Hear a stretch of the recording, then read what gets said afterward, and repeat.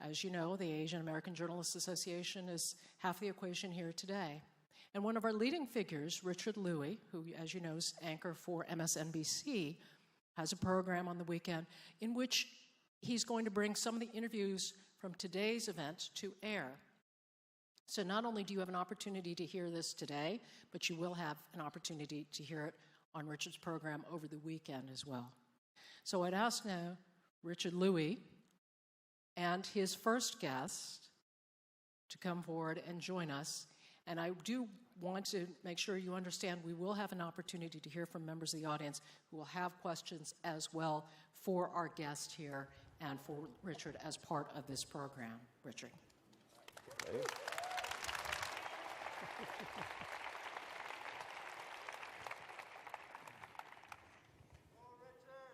Woo! How do you translate that, huh? Quite an event we have here today, and I am so glad to have Governor Gary Johnson here today. Thank you. Thank you. As you know, he is the Libertarian presidential nominee. And when we first reached out to his campaign, they energetically, fervently, and with joy said yes. So thank you so much, Governor. Well, and all of you recognize that this is probably the craziest election of all time and space, right? And how crazy is it? I might be the next president of the United States, okay? Okay? Well, he's got jokes. He's got jokes. Governor, let's start with this, and you just addressed it. Why do you want to run to be president of the United States?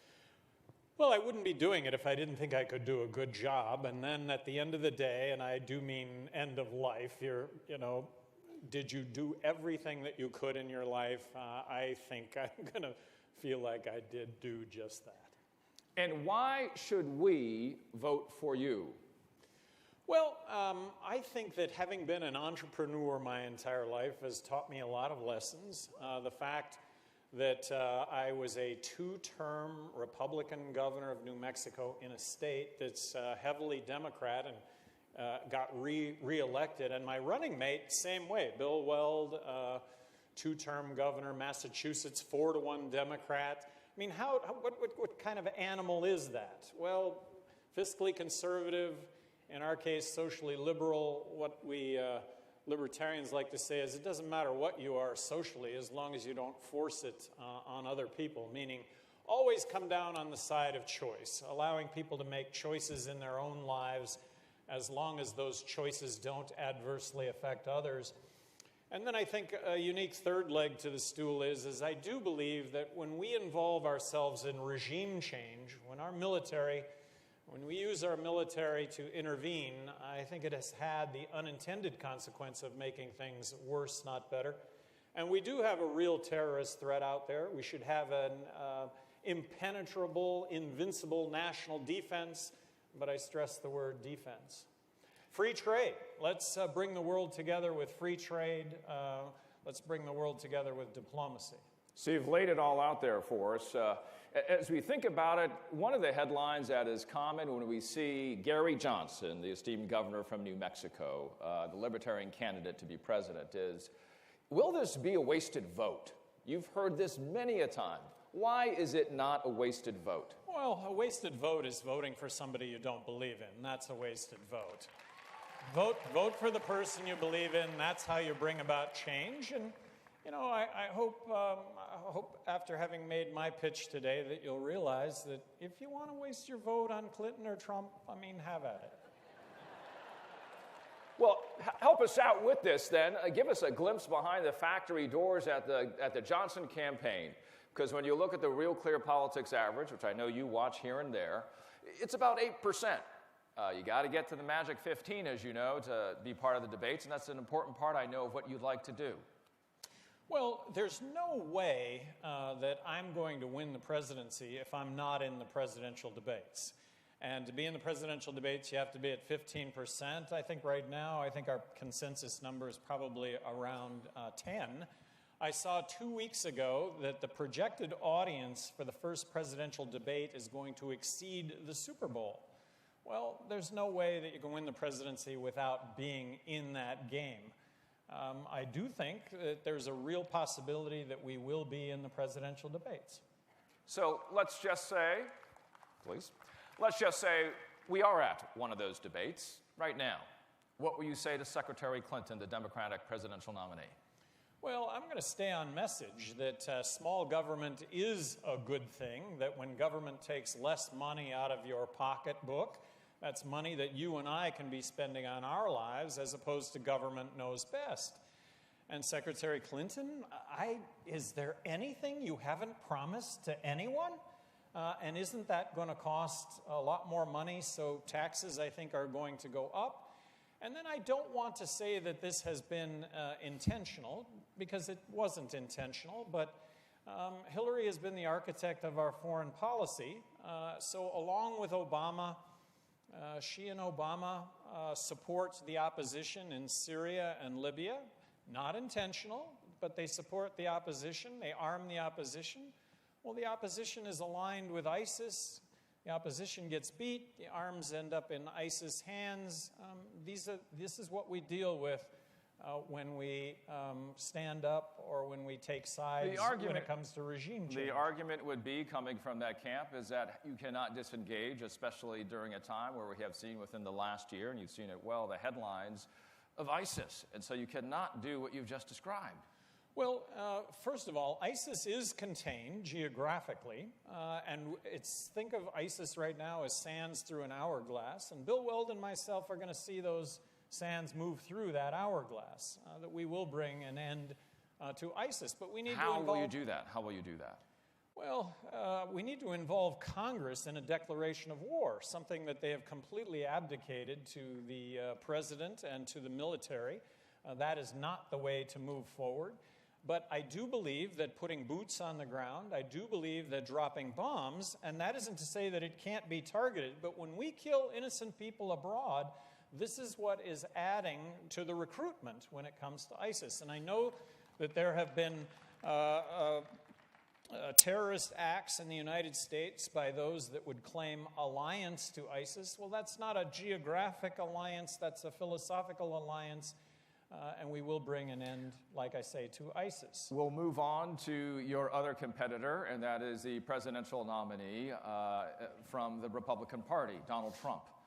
He's here for the debate. What's the one point you want to make? Oh, I got a bunch of points to make. Give me one. Give me one. Well, give me just one.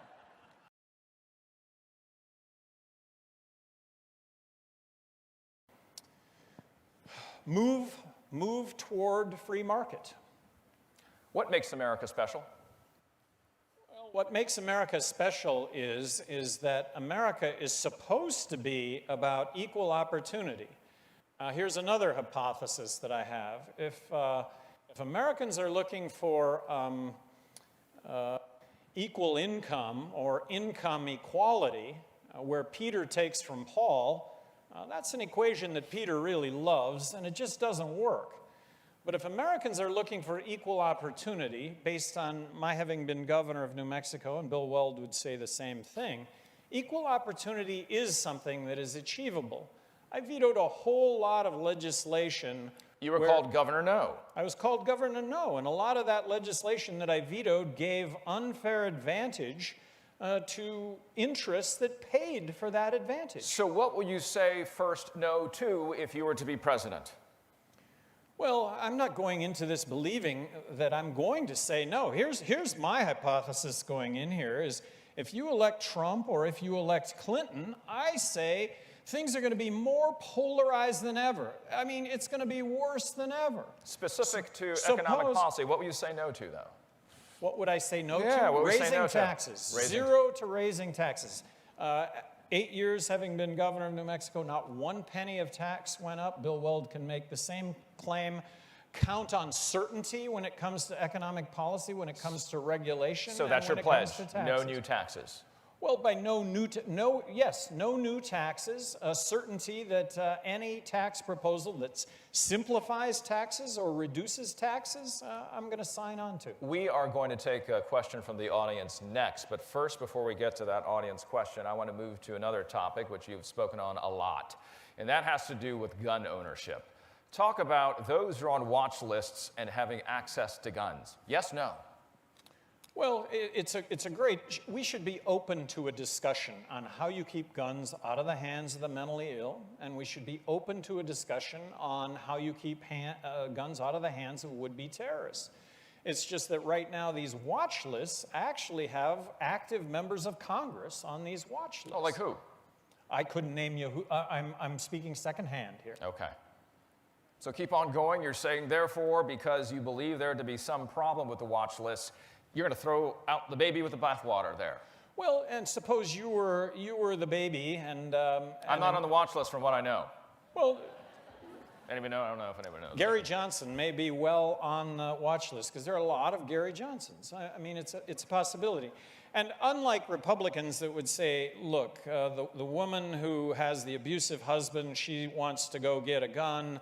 I'm not saying she's going to get the gun to shoot her husband. I'm saying she wants to get the gun, and the husband now knows that she has a gun and that it's a real deterrent, and she's on the watch list, and she's prevented from doing that.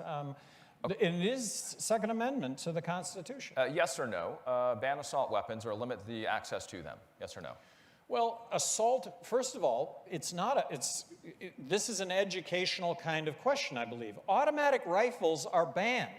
If you talk about an assault rifle is a semi-automatic rifle, of which there are 30 million of them in the United States. We are safer. We mitigate the horrible headlines of Orlando, of San Bernardino, when we have citizenry that are armed, that can, if you will, the good people, help to fight the bad people. Agree or disagree? Oh, I don't know.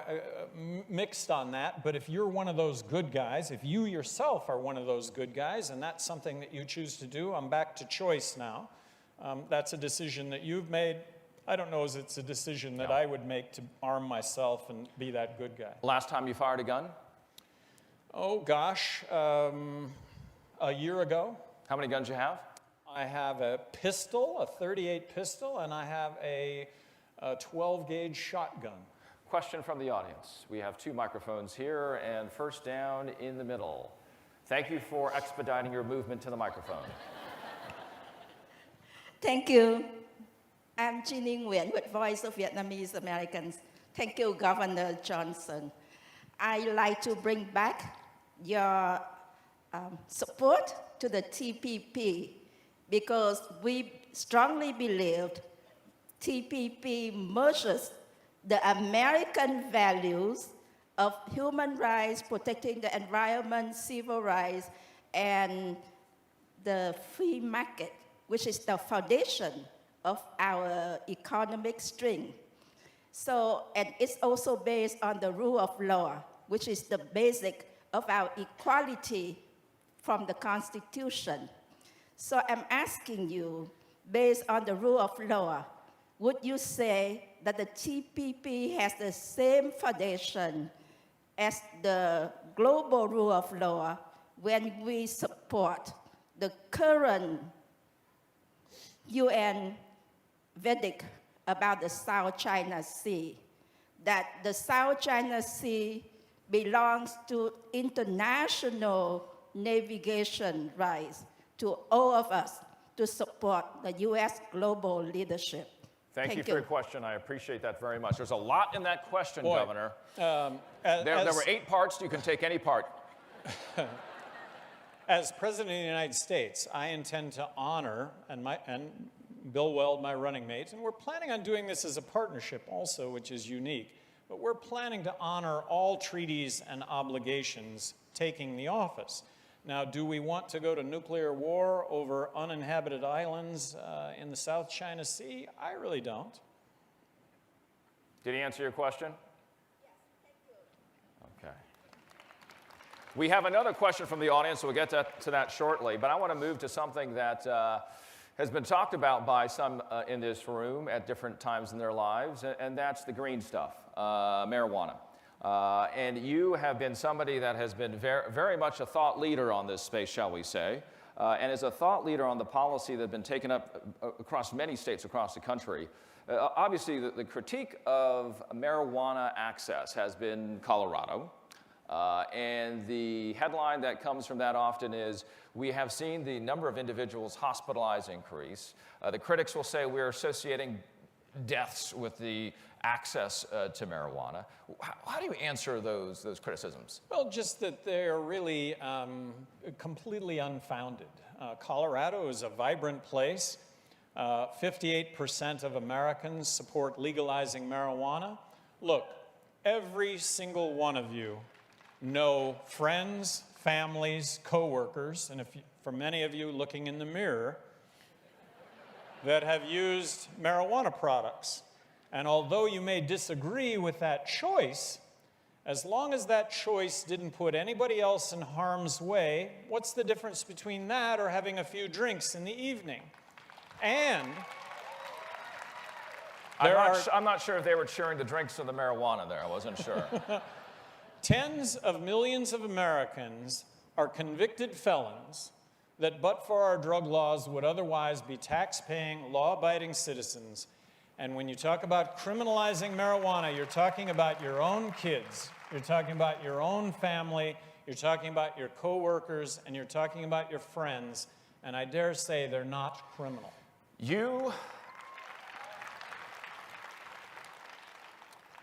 no longer take marijuana. Why?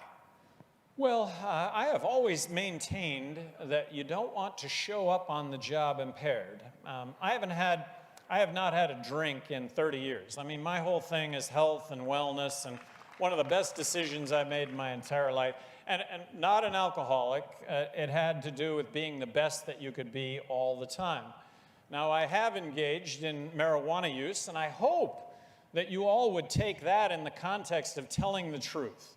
If you tell the truth, you don't have to remember anything, and I've been really well served by doing that. That said, I just don't think you should show up on the job impaired. Running for President of the United States is a 24/7 job. I'm not going to show up on this job impaired, and I've made the pledge as President of the United States, which is a 24/7 job, I'm not going to be on the job impaired. When is the last time that you did take marijuana? Last time I took marijuana was about 3 months ago, and I know your next question is going to be specific, so it was some Chiba Chews, and it was... How was it? How was it? How was it? Well, I don't want in any way to take away from a person's right to use these products. It was pleasant. It was a 10. Pleasant. It was a 10. It was very pleasant. You know, I like to stick to the scales, 1 to 10 here. Education. When we think about education, and you have a very clear perspective on this, we don't need the Department of Education. We don't. And let me explain. Let me explain. So let's just take Nevada as an example. Nevada gives and by the way, this applies to other federal agencies, not just the Department of Education. But Nevada gives the Federal Department of Education 13 cents, and then Nevada gets back 11 cents. That's the bureaucratic wash and dry cycle. How do you like that equation? And then Washington says, to get your 11 cents, you have to do A, B, C, D, and E. Well, to do A, B, C, D, and E, it costs the state 15 cents, not 11 cents, so there you part with another 4 cents. I think people think that the Federal Department of Education was established under George Washington. The Federal Department of Education was established under Jimmy Carter, and tell me anything that's been value added about the Federal Department of Education. Give education back to the states. Give a lot of these functions that the federal government does back to the states. But Governor, critics of that perspective will say, we look at the graduation rates. We can look at the Asian American Pacific Islander community. There are big challenges, 60, 70% of Asians who are not making it to college. How, if you take away resources, can that result in something better? I just described to you how you're actually losing 6 cents for every dollar. Leave it in the state of Nevada to begin with. Nevada will have 6% more money to spend on the problem, and they're going to have a better idea on how to solve the dropout rate or educational standards than Washington, D.C. Yeah, but if they're not... You just implied that you're going to take away money from education when my contention is that by eliminating the Federal Department of Education, you will actually have more money to spend. You love Common Core, don't you? No, I do not. No, I think you do. No, I don't. You don't. And why don't you? Well, it's a mandate from the federal government. What's the solution then to Common Core, but in a local way? Well, as governor of New Mexico, I was more outspoken than any governor in the country regarding school choice. I really think that we need to blow the lid off of competition when it comes to public education. I think if we unleashed hundreds of thousands of educational entrepreneurs to deliver better products, better services at lower price, the model of the future is the Khan Academy. The Khan Academy is free, kindergarten through a doctoral degree in any subject whatsoever. I know that there are a lot of pilot projects around the country where you take the Khan. Now this is not something that Washington should dictate, but if it's something that Las Vegas, Nevada wants to dictate, what you would have 50 laboratories of innovation and best practice, the states. And if you had the states engaged in this competition, I believe there would be fabulous success that would get emulated. Of course, there'd also be horrible failure that would get avoided. But that's how we're going to improve ourselves, is competing with one another. Governor, what does AAPI mean? Asian Pacific Islands of America. All right, you're really close. Asian American and Pacific Islanders. I happen to be a little bit of both. And so when I ask this question of you, how important is that swing vote? Well, more importantly is I hope to, in my later years, retire to one of those islands. So that's really important. So, which island? I'm not sure yet. Yeah. And buying. How about the notion of maybe going from one to the other, so I'll hit them all in those later along years. The way. Along those ways. So what's important about it? I just think that the Asian community really at its heart are, and I do believe Americans, first of all, I don't think any of us are different. I mean, I think we all have common goals here. But entrepreneurship is something that I think is not promoted in this country enough. The notion that as an entrepreneur, you can create your own job, you can create jobs for others, that government can play a role in this, in making it easier to do that. You mentioned, I'm going to get to a question in a second, you mentioned the 11 million undocumented immigrants. Did you know that 1 million of those are of Asian American and Pacific Islander descent? I would have sort of assumed that, yes. And the reason for the undocumented workers, and I'm not telling anyone anything they don't already recognize, is that jobs exist in this country, and you can't get across the border to take jobs that do exist. The system is broken. We should make it as easy as possible for somebody that wants to come into this country and work to be able to get a work visa. Your first executive order will be regarding immigration. Well, there'll probably be several executive orders, but I don't want to break up families. I don't want to be deporting. I realize there have been a lot of recent court cases here, but setting in motion the notion of being able to get a work visa, and then with regard to the 11 million undocumented workers that are here right now, set up a simple process where those 11 million can come in the door, get their work visa as long as they've been law-abiding. Don't get the government involved in quotas also. Quotas just don't work. There'll either be jobs or there won't be jobs. Yes or no only, please, to these questions. H-1B visas. It's a quota system. It's a quota system, so that's the problem with it. Is that a no? Well, No, from the standpoint of it should be more open than, in support of allowing that. So no. Yeah, well, but expand it, do away with it completely so that it's no longer a class, that we make immigration a lot easier. DACA, deferred action for childhood arrivals, DACA. Yes or no? Deferred action, yes. Meaning defer action, don't deport. Question from the audience.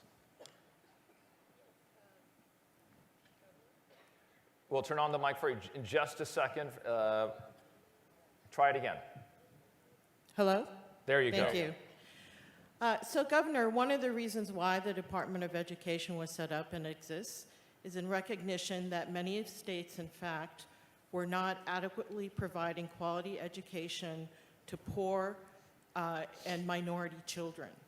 So if you are going to get rid of the Department of Education, what are you going to do to ensure that, in fact, all states provide quality education to kids regardless of their race and their zip code? Well, as all states have funding formulas, so the richest school districts don't receive more money than the poorest school districts. I mean, this has been court-tested in state after state after state. And if you want to point out the fact that perhaps in certain instances, for example, refugees, immigrants that converge on a certain area because of circumstances, I think the federal government could play a role in easing that burden when it comes to educational costs. So I don't want to close the door on extraordinary circumstances that the federal government could play a role. But look, state after state, there's educational equal funding formulas. All right, thank you so much. Actually not. Governor Johnson, we've got a minute left here. And I want to get a sense of, at least for our audience here, literally and virtually across the country in our 50 watch parties, is to understand what family means to you. Well, family is everything.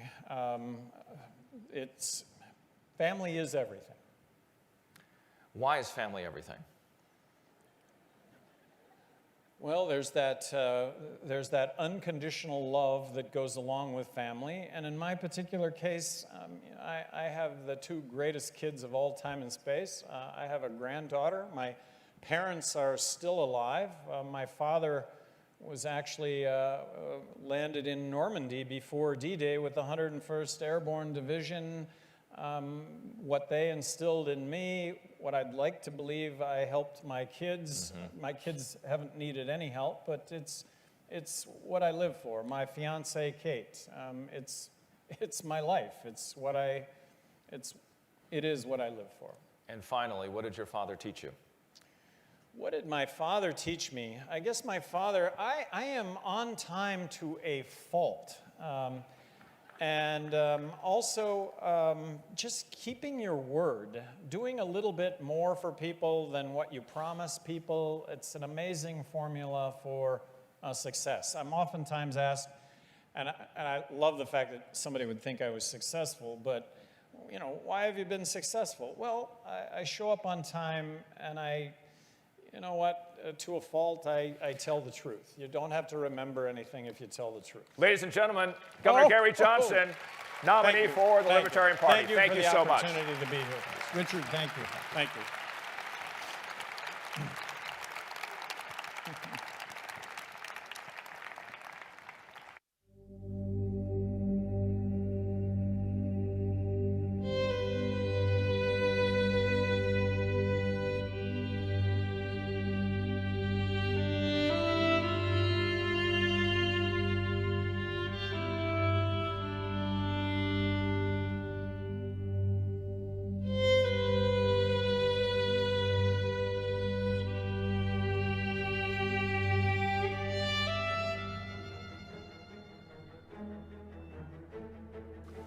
In 1975, I joined Dan Inouye, Spark Matsunaga, and Patsy Mink in Congress. A few years later, we were joined by Dan Akaka, Bob Matsui, and Robert Underwood. We made a difference for millions of people in our country. Patsy Mink led the effort on the passage of Title IX, which opened doors to women by prohibiting sex discrimination in education. Bob Matsui, Dan Inoue, Spark Matsunaga, and I led the efforts for the passage of the bill that apologized to Japanese Americans incarcerated during World War II and provided redress. Dan Akaka led the efforts on the passage of the apology resolution for the U.S. overthrow of the Kingdom of Hawaii. In 1994, we formed a caucus with this growing number of Asian American Pacific Islander members of Congress. We laid the groundwork for greater diversity in our government, so today the number of AAPIs in elected office are growing, and so is their leadership. As a result, Judy Chu was able to pass the Resolution of Regret for the Chinese Exclusion Act of 1882. And this past year, Grace Meng and Mazie Hirono passed legislation eliminating derogatory terms in our laws relating to minorities. We came together to have a greater voice in D.C. and throughout the country. We learned from the lessons of the past to fight for a better future. When those making the decisions look like America, everybody in America benefits. Today, there are 13 Asian American and Pacific Islander members of Congress, and our caucus has grown to 50 members. Collectively, we work to protect and advance the civil and constitutional rights of all Americans and establish policies on legislation and issues that reflect the concerns and needs of the Asian American and Pacific Islander community. We are proud that our caucus has continued the tradition that Norman Mineta started, and we look forward to new leaders of tomorrow. Today, we have a voice. It is important to hold our leaders and would-be leaders to account, to ask them the tough questions. And as you heard, MSNBC's Richard Louie has no trouble posing tough questions and getting interesting answers. He rejoins us now with his next guest.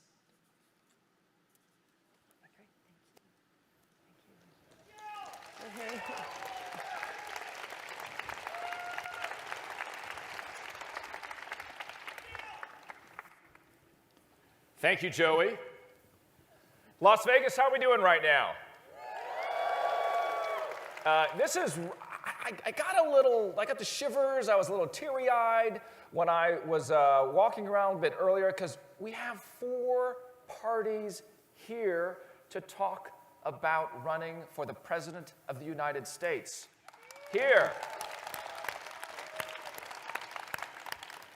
First ever this cycle. And sitting next to me is the esteemed Dr. Jill Stein, the Green Party presidential nominee.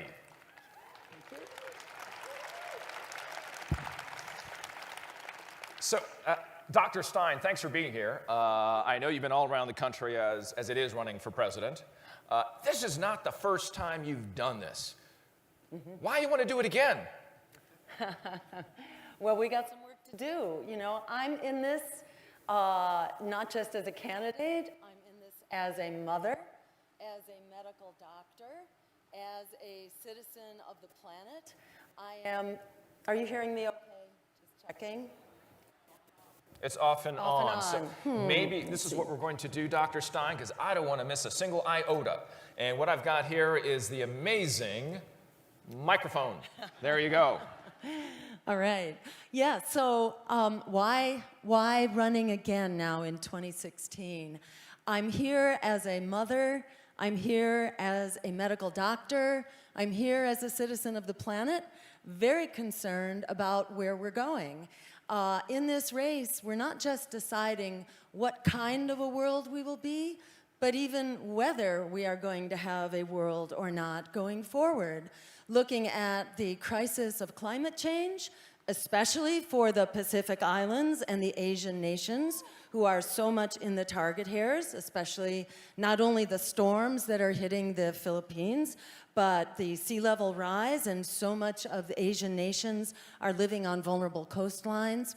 But also to look at these expanding wars that there is no end to, that both Democrats and Republicans continue to spend half of our discretionary budget nearly half of your income taxes on these wars which are not making us safer, which are actually making us less safe, creating failed states and mass refugee migrations and worse terrorist threats, or to look at the threat of nuclear weapons, which has been revived and which our current administration would spend $1 trillion on to create a whole new generation of nuclear weapons. So I'm here as an outsider.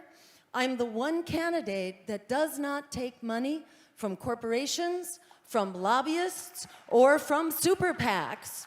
So I am the only candidate in the race that is free to actually stand up for what we, the people, need. And we need a new way forward based on democracy, justice, and human rights, not just in America. We need an America and a world that is working for all of us, according to those same principles of justice. So you've laid it out for us there. Thank you so much, Dr. Stein. How would you describe what the Green Party is in one sentence? The Green Party is, again, the only party that's not taking that corporate money, the lobbyist money, and the super PACs. So the Green Party is the one party that can stand up for people, planet, and peace over profit and the future that we deserve. You made the juxtaposition, the choice, this A versus B. We need to look at our defense budget. We need to put that stuff on in this other bucket. You're talking about environmental policy. Why is it either or? Exactly. You know, let me say, I think they all go together. We not only need a defense budget that's not an offense budget, but we also need an economy that's working for everyday people, and we need a climate that's here for the future. We can't just have one of them. They all have to go together. So I'm calling for a Green New Deal, like the New Deal that got us out of the Great Depression, but in this case, it's also a Green New Deal. So it both fixes the crisis of the economy at the same time that it fixes the crisis of the climate, creates 20 million jobs to transform our energy system to 100% clean renewable energy by 2030. That will create the jobs that we need to revive the economy and to make the wars for oil obsolete. I love this stuff, but you know, it takes a couple of days to do what you just described here. If you look at Singapore as an example, you know, they've been trying to develop a similar technological advancement in their country, and it's taken decades. You look at Silicon Valley, and you look at the infrastructure, you look at the the human capital, as well as the physical capital, or if you will, the factories that need to be developed. How are you going to do this? This could take decades. So I think the key thing here is to have a national leader who's actually telling the truth about, number one, the true emergency of the climate and the threat that it imposes, especially on low-lying nations and coastal population centers. Sure. But in addition, we need to tell the truth that we can actually do this by creating jobs. And, you know, we've done this before. In the Second World War, for example, we mobilized in a heartbeat. It took us 6 months, in fact, to go from an economy that was not prepared for that Dr. effort Stein, to one that was. It took us decades to reap the benefits of that investment that you're talking about, you know, the welfare paradox. In this case, give me the first step you would make to develop this new industry, if you will, this new core competency that you want for America. So it would be like having the New Deal during the Great Depression, which is another example of how we created millions of jobs when we recognized there was a national emergency. So the first step is actually creating millions of jobs and putting every American who wants a job back to work at a good wage, healthy job that's good for our communities, good for workers, and good for the planet. How long will this take, and how much will it cost? I'm sitting in Congress. Yes. I got to vote for this. Here's the great thing. It actually pays for itself, believe it or not. No, it cannot pay for itself. Let me tell you how. Number one, it makes the wars for oil obsolete. so we can cut the military that is draining $1 trillion a year from our resources. So we cut the military and we put that into jobs, our right to good, healthy, living wage jobs. And number two, I say this as a medical doctor, and I can give you countless studies to show it. We get so much healthier when we zero out the polluting fossil fuels, which cause cancer, which cause asthma, which cause heart attacks and strokes and all those things. The studies show we get so much healthier so quickly that our healthcare savings alone are also enough to pay the costs of this green energy transition. This is the good news they don't want you to know, because when people learn that we can actually do right by our climate, do right by our workers, and it pays for itself because we're getting healthy, you know, it's just the win-win-win that we urgently need. How do you get over this wrapper? Often when I introduce myself and they say, "Where'd you go to school?" I went to UC Berkeley. And immediately they say, "Oh, no, I don't have my Birkenstocks on, and I have not hugged a tree yesterday either." How do you react to that simplified idea of what you're talking about? I find actually most people right now are really worried about the climate. They're also worried about the economy, and they don't know because the powers that be don't want you to know. They're trying to divide and conquer and keep us into separate warring camps. But the reality is that we can have the jobs and we can fix our environment all in one. I find it's all about getting to the microphone, because once I have a chance to actually get to the microphone, I find, number one, people can smell a rat, and if you're not on some corporate payroll, they can tell. So it's not halfway forward. Polls show, in fact, that most Americans are really demanding substantive and really concrete action on climate change to solve this problem and to get jobs out of this as well. It's, you know, it's wonderful. I think she was making a jab at me, smelling a rat once they get to a microphone. All right. I'm working on it, Dr. Stein. I'm working on it here. You're not a politician, are you? I'm not a politician, no. You know, and I have to ask you this because I'm looking at the poll numbers, and I'll go to the averages of the recent polls. And you look at the numbers, and it's 5 or 4 or 3 or 2 sometimes over the course of the recent months. You may see a bump as the excitement launches from your successful nomination last weekend. But you know, how do you justify to all of these voters that I'm not going to be throwing away my vote because I do like Dr. Stein? So first of all, remember, Donald Trump received $2 billion of free media as part of his movement up in the polls. This is according to a New York Times study. Hillary Clinton received $1 billion in free media.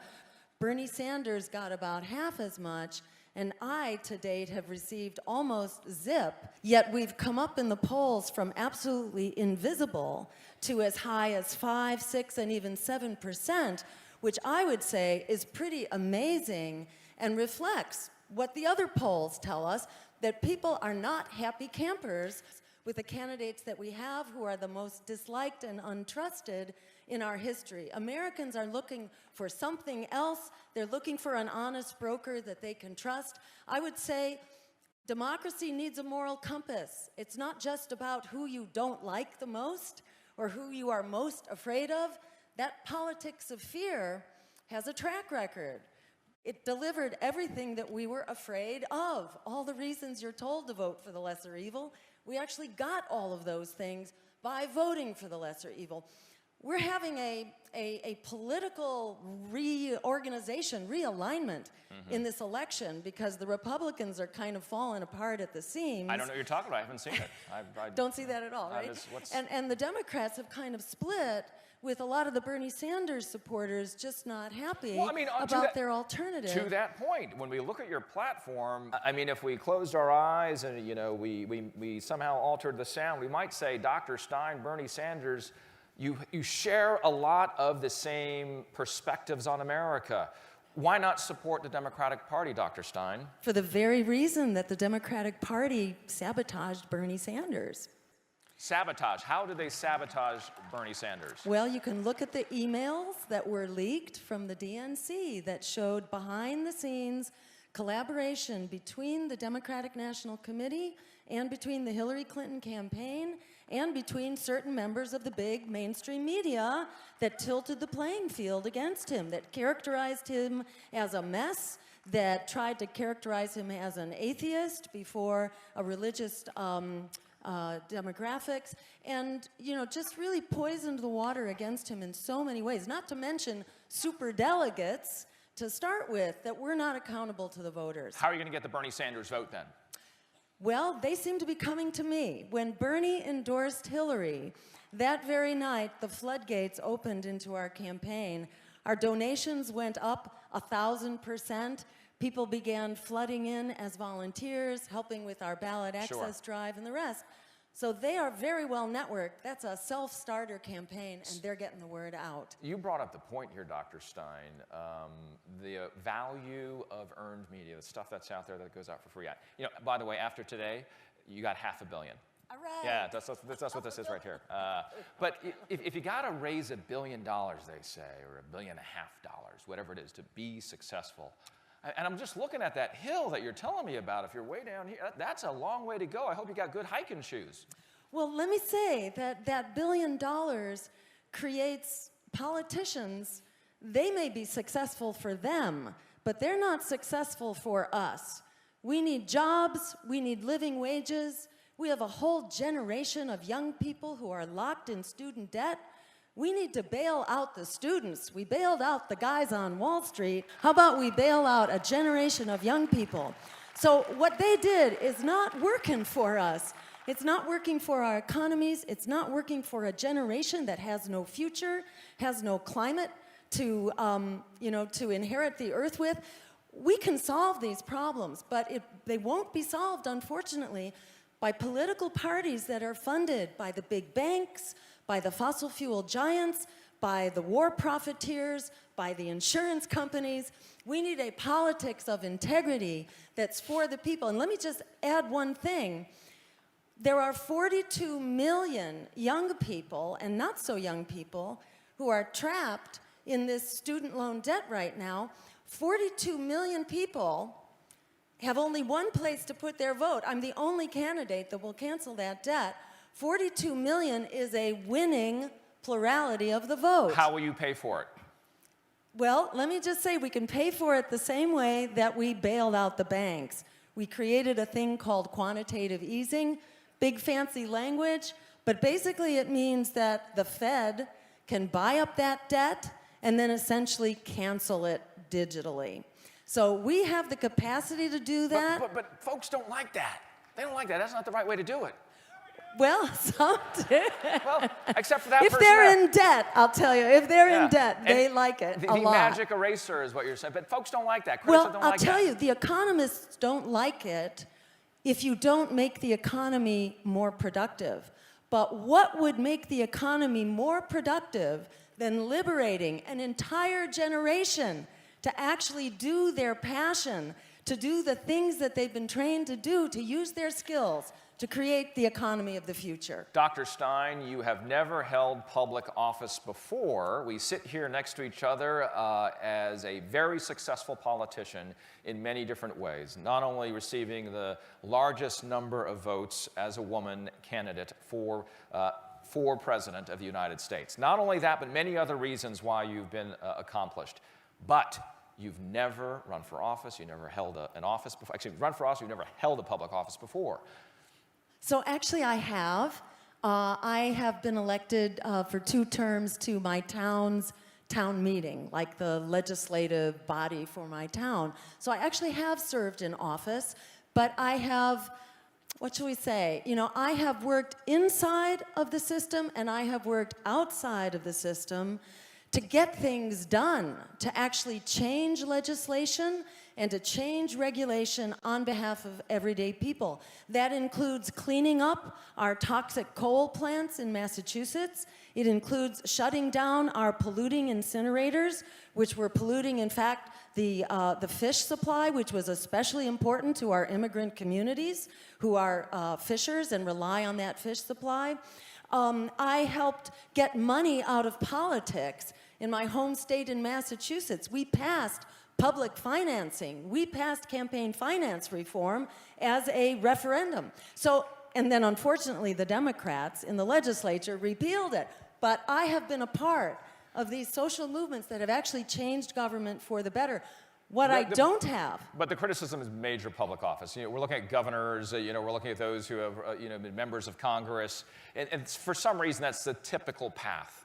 Dwight Eisenhower actually did not serve in public office until he was elected president. And let me say, what I don't have is the experience of going behind closed doors and making secret deals. That's an experience I do not have and the American people do not want, and that would put us light years ahead, unfortunately, of the usual experience that most politicians bring to the table. So I would maintain that it's actually a great benefit to the public that I'm coming into office as an honest broker, accountable only to the American people. You've excited the audience here. Look at that. Somebody stood up. Would like to ask you a question, please. Dr. Stein, based on economic data, many historians argue that during the New Deal, the economy didn't actually recover until we entered the war. In fact, Howard Zinn said in the first year of the New Deal, unemployment actually increased under the New Deal. So under your version of this plan, how would things be different, and how do you see the economy recovering against also, a proposition to avoid getting into another war, for example? Your name and where you're from. Justin Ching, Los Angeles, Fox Sports. Great. They talk a lot about that stuff on Fox Sports, I guess. I don't know. It's, all the time. It's, don't let the name fool you. So let me just say, I have never seen anywhere the claim that unemployment actually went up.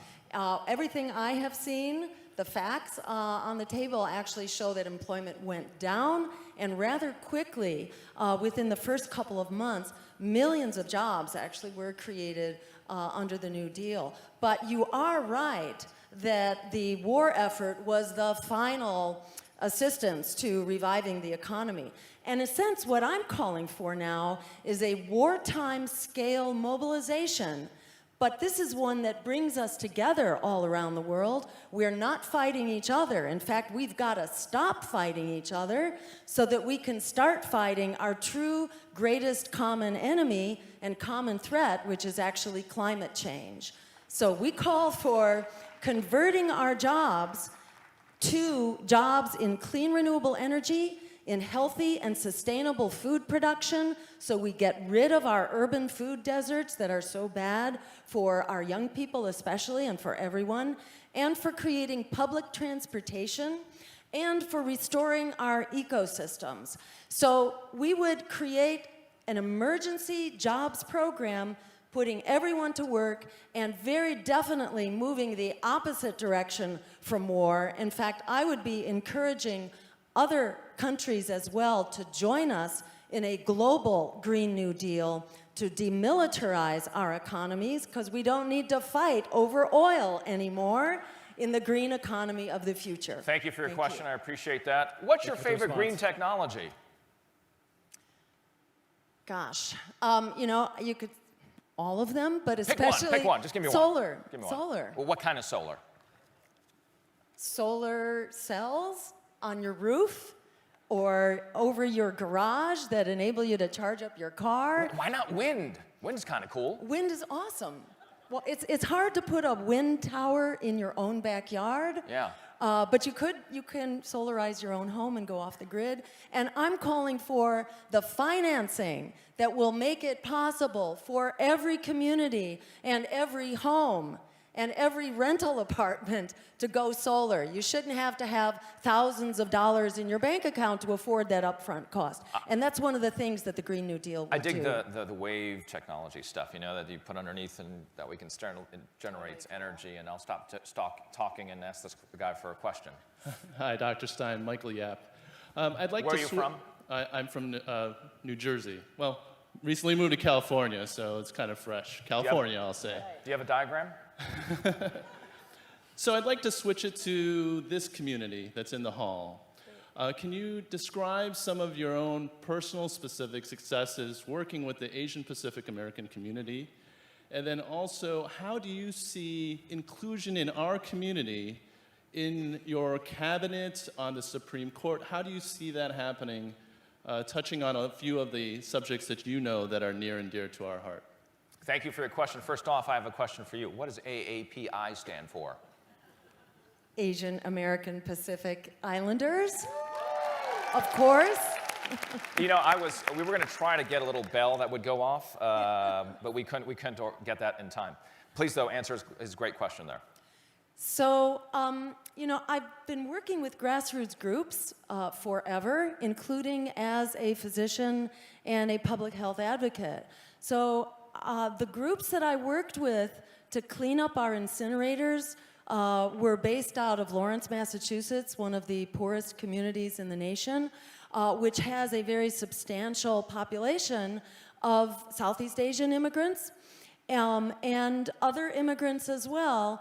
We worked together in a broad coalition to advocate to close down these very polluting incinerators that were poisoning the fish supply that the fishers of those communities relied on for their nutrition. So that would be one way that I've worked with that community.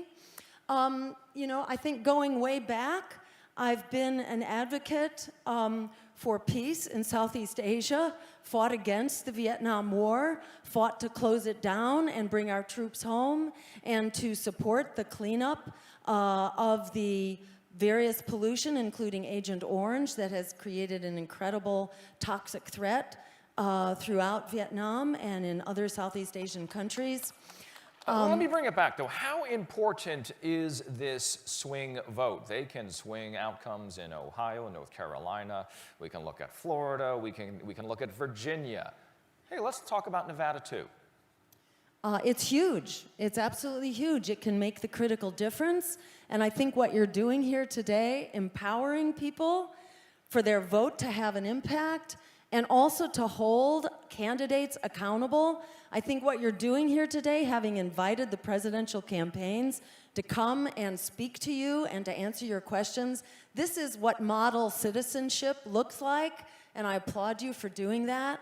In terms of... Oh, you got them moving back here now. Thank you. I was wondering whether they were still awake. I wasn't sure. But how's everybody doing back there, by the way? All right. Yeah, all right, great, fantastic. But I want to take what you talked about, understanding the issues of diverse communities. And this is who you are. You cannot deny that it is part of what you have been. What is it like to be a woman and running for president in a country where when we look at wage, for instance, and it's below 80 cents to $1 for a woman versus a man taking on the same job? You understand those dynamics of equality, and in this case, gender inequality. Put those two together. Well, we certainly need gender equality and wage parity. But we also need to be sure that those wages are not poverty wages. We need parity at living wages with a national federal minimum wage of $15 an hour. Are you a feminist? Am I what? A feminist. Yes, I would say I'm a feminist. You know, women deserve equal rights, of course. Is there any question about that? I can't imagine. When did you become a feminist? I'd say with the first wave of feminism, my dormitory at college was actually an all-women's dorm, and as feminism kind of rolled out in the late 60s, that's where I was. And we were all just, our lives were transformed. And it certainly took me, I would say, years to be a part of that generational shift and to move from thinking of ourselves as second-class citizens to actually understanding that we have an equal right to justice and to health and to education and all the rest. And it's not just women, it's all of our underserved and disenfranchised communities and ethnicities and genders, exactly, and gender identities as well. How important is it for men to be feminists? Absolutely, yes, and I know plenty of them. And where are they? Come on board. Feminists, raise your hand out there. In my view, feminists are humanists. They all go together. You got the crowd fired up over there. We've got a question right here on the right. Thank you so much for your question there, please. And by all means, yes, an Asian American Supreme Court justice. It's time. Oh, now you're just pandering to the audience. Come on. Test me, Test me, okay? Thank you so much, Dr. Stein. I appreciate it. Hi, Dr. Stein. My name is Kevin Lee. I'm from San Francisco, California. I'm a proud Cal alum, actually, myself. Go Bears. Go Bears. I'm curious to hear the Green Party's stance on immigration reform. What are your thoughts on that? Great, thank you for asking. So we've really been ahead of the curve on immigration reform. We support a welcoming path to citizenship and celebrating the immigrant members of our society. We are a nation of immigrants, with the exception of Native Americans and African Americans who were brought here under force. All the rest of us are immigrants in this nation, and we must celebrate our latest wave of immigrants who add to the diversity and the strength and the power of our nation. Specifically, we call for an immediate end to deportations, detentions, and night raids, which are a national scandal and should be stopped immediately. We support a welcoming path to citizenship, recognizing that this crisis of immigration, or I should say, to put it another way, one of the most powerful things we can do to stop the crisis of immigration is to stop causing it in the first place through misguided economic policies, misguided trade policies, and the war on drugs as well, that do so much to destabilize other economies and other societies and force people to become refugees in order to have the security, the stability, and the opportunities that they deserve. Thank you for your questions. I apologize we have run out of time for the Q&A, and I thank you all for standing up for that. I want to finish with the question I asked Governor Johnson here. What does family mean to you? Family, to me, means relationships. It means love. It means connection. And families are both biological. We're all born from a family. Some of us have a family, but some of us don't have a biological family, but we're all part of a human family, in my view. We are connected to each other through our communities, our cultures, through our nations, and as one people on one small boat, which is planet Earth. And I think the immigrant community knows better than anyone else what it means to truly be a global citizen. And to me, within that framework, we are all part of the same human family, striving for human rights, for democracy, and for justice. I have to ask this question because you and I talked about it, and they're telling me we got to get off the stage. But your parents, what did they teach you? My parents taught me to have a spine and to stand up for what is right. I grew up in the generation after the Holocaust from an immigrant Jewish family. My grandparents were immigrants who had fled persecution. And I learned from them that we have to stand up for each other, that we have to stand together, and we have to stand up for what is right and for human rights and justice. Dr. Jill Stein, Green Party presidential nominee, thank you so much. Thank you. Thank you so much. Please. Yeah, take it with you.